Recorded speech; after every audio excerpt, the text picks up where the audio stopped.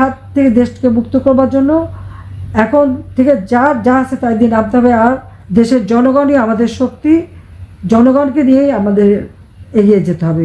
ইউনিসেফের টাকার অভাব নাই, সে তো গরিবের টাকা লুট করে নিয়ে রক্ত চুষে খেয়ে এখন বিদেশে পত্রপত্রিকা হায়ার করে সেখানে নানা ধরনের অপপ্রচার ছড়াচ্ছে।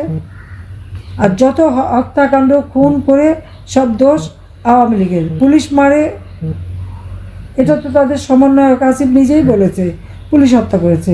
বিএনপি নেতা বলেছে সে পুলিশকে মেরেছে, এমনকি ইসলামী আন্দোলনের নেতাও বলেন উনিও পুলিশকে মেরেছেন। কিন্তু মামলাগুলি সব আওয়ামী লীগের বিরুদ্ধে, সব মামলা আওয়ামী লীগের বিরুদ্ধে, আওয়ামী লীগের কেউ বাদ নাই। তো কত মামলা, আমার মনে হয় যত মামলা দিয়েছে তার একটা হিসাব বের করলে ইউনূসের নাম ওই গিনিস বুক অফ রেকর্ডে যাবে, যে সে কত মানুষের বিরুদ্ধে কত মামলা করতে পারে, একটা দলকে ঘায়াল করার জন্য কি কত হাজার হাজার কর্মী নেতাকর্মীকে জেলে পুরতে পারে, এবং কত লক্ষ নেতাকর্মী মানুষের বিরুদ্ধে মামলা দিয়ে আসামি করতে পারে। এই রেকর্ড সে কিন্তু ভঙ্গ করবে এবং গিনিস বুক অফ রেকর্ডে নিশ্চয়ই তার নাম চলে আসবে। আর যদি মানুষ হত্যা, জেল জুলুম, অত্যাচার, নির্যাতন, দুর্নীতি এবং গরিবের রক্ত চুষে খাওয়া, এই ব্যাপারেও যদি তার রেকর্ড দেখা হয় তাহলে সে আর একটা নোবেল প্রাইজ পেতে পারে।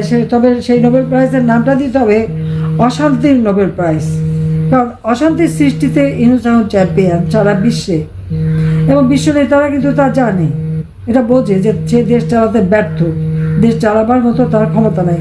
সেই জন্য এখন সে অনেক টাকা পয়সা খরচ করে একজনকে নিয়ে আসেন আর তাদেরকে দিয়ে অন্যের কাছে ধর্ণা দেওয়ায় যে ইউনূসকে সমর্থন দিতে হবে।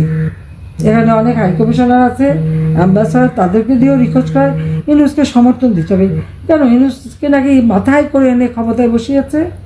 সে তো সেখানে বললেও সে সূক্ষ্ম পরিকল্পনা করে শেখ হাসিনাকে ক্ষমতার থেকে হটিয়ে দিয়ে নিজে ক্ষমতা এসেছে।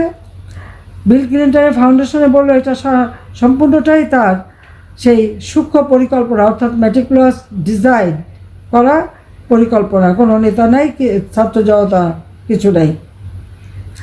আবার সুইজারল্যান্ডে ডাভোসে ওয়ার্ল্ড ইকোনমিক ফোরামে যে বলে যে আমি কিছুই জানতাম না, উনি নাকি কিছুই জানতো না, ওনাকে নাকি সবাই ধরে এনে ক্ষমতায় বসিয়েছে। তো যারা ধরে এনে ক্ষমতায় বসিয়েছে তার দেশের যে সর্বনাশটা করেছে, এটা কি তারা একবার চিন্তা করতে পারে? দারিদ্রের হার যেটা আমি 18% কমিয়েছিলাম, নিশ্চয় এটা এখন 19-20-এ চলে আসছে। আমি 26.88 বিলিয়ন রিজার্ভ রেখে এসেছিলাম। ইনফ্লেশন আমার 9%-এর মধ্যে ধরা ছিল, সেখানে 11%, 14% পর্যন্ত ইনফ্লেশন তুলেছে, দারিদ্রের হার বাড়িয়ে দিয়েছে। তো কোন উপকারটা করলো দেশের মানুষের? আজকে চাল, ডাল, তেল, লবণ প্রত্যেকটা জিনিসের দাম বেড়েছে।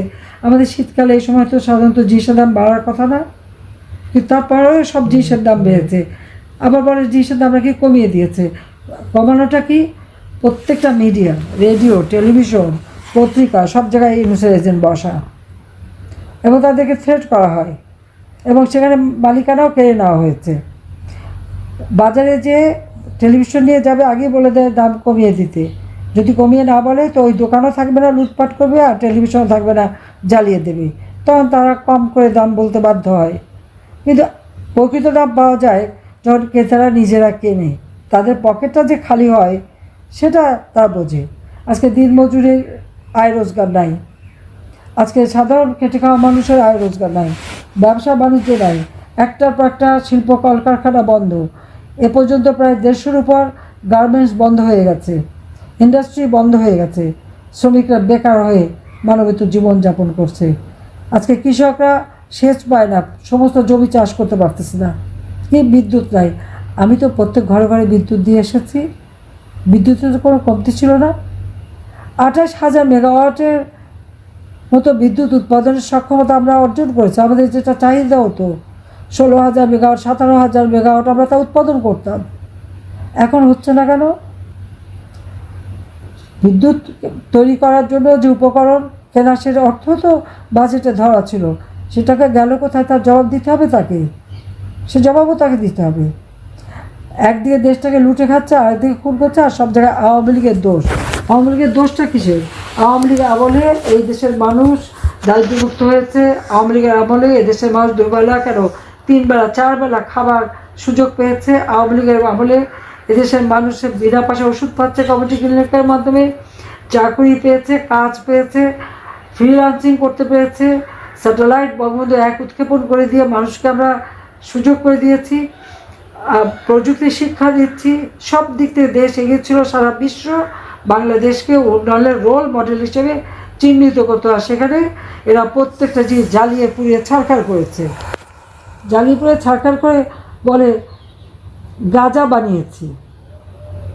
গাঁজার চিত্রটা আর বাংলাদেশের ওই ইউনুস ক্ষমতা আসার আগের চিত্র ধারো জ্বালাও পোড়াও, মেট্রো রেল, এক্সপ্রেসওয়ে, বিটিভি ভবন থেকে শুরু সব যে আগুন দিয়ে পুড়িয়ে সারা দেশ যে আগুনে চলছে, ঠিক তার আগে ওই 7ই জুলাই আগে বাংলাদেশের চিত্রটা একটু তুলনা করে দেখুন তো। ইউনুসটা বলবেই। আর ইউনুসের বিচার ইনশাআল্লাহ সে বিচারও করব। দেশের মানুষের অর্থ সম্পদ লুটে দিয়ে হত্যা করে বাংলাদেশটাকে একটা শ্মশানে পরিণত করে আজকে সে বেশ সুখে বাস করে এখন আর নিজের বোধহয় আত্মবিশ্বাস করে গেছে। এখন এর কাছে ধর্ণা দেয়, ওর কাছে ধর্ণা দেয়, তাকে যেন একটু সমর্থন দেয়। এটাই হচ্ছে তার চরিত্র। সবাই তোমরা ভালো থাকো, সুস্থ থাকো, এবং সবাই যারা আছেন মুরব্বী সবাইকে আমরা বলবো ভালো থাকেন, সুস্থ থাকেন। ইনশাআল্লাহ জয় আমাদের হবে, মনোবল রেখে চলতে হবে। জয় বাংলা, জয় বঙ্গবন্ধু।